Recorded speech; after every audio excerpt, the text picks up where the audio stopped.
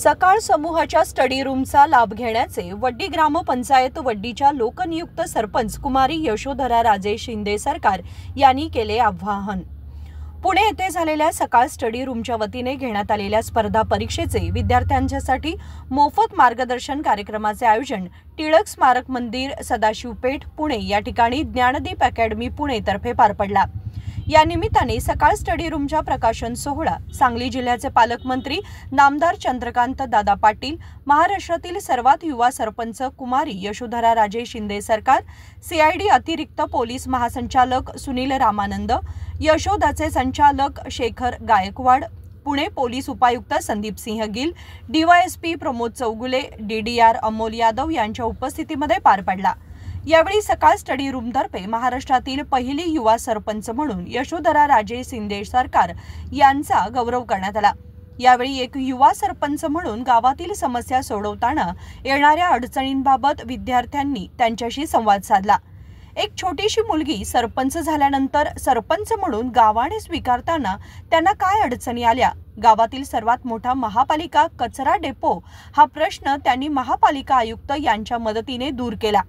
MPSC व UPSC तयारी करणाऱ्या विद्यार्थ्यांनी सकाळी स्टडी रूमचा जास्तीत जास्त लाभ घेतला पाहिजे असे आवाहन यशोधरा राजे शिंदे सरकार यांनी केले।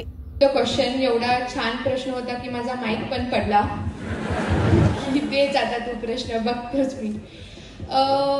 Coming back to your question, ground level work करताना सर्वप्रथम जो प्रॉब्लेम फेस झाला, बिकॉज मी न्यू होते त्या लोकांसाठी, एक्सेप्टन्स करायचं फार अवघड होतं त्या लोकांना की एक छोटी मुलगी काय करणार, मी एक वेगळी व्यक्ती। आता तुम्ही पण जेव्हा सिव्हिल सर्वंट्स व्हाल, नॉट नेसेसरी की तुम्ही तुमच्या फेवरेट जागांवरच तुम्हाला तुमचं ते सर्व्हिस करायला चान्स भेटेल, you have to go somewhere else.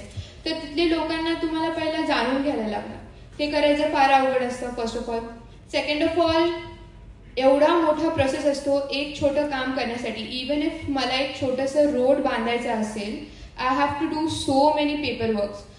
मला पण फार इच्छा होती की लाईक चला आज मला रोड बांधायचं आहे, माझी खूप इच्छा आहे की मी आता एका महिन्यामध्ये रोड बांधेन। No, it is not possible. You have to do lot of paper work, you have to go back and forth, सगळे नंतर प्रॉब्लेम्स येतात। आणि आमच्या गावामध्ये एक खूप मोठा प्रॉब्लेम होता कत्तलखान्याचा। तो आमच्या गावातल्या कलेक्टर साहेबांनी खूप इझिली सोडून गेला। It was a problem of 30-35 इयर्सचा, बट जेव्हा एक राईट कलेक्टर आमच्या सांगली जिल्ह्याला भेटला, that problem got solve in 2 months। And I hope की आपण पण ते राईट कलेक्टर राईट पोझिशनमध्ये या आणि जे गावामध्ये कित्येक वर्षांपासून जो प्रॉब्लेम आहे तो लवकरात लवकर सोडवा। And the second question was about की दुसरं आमदार खासदार न होता सरपंच झाले।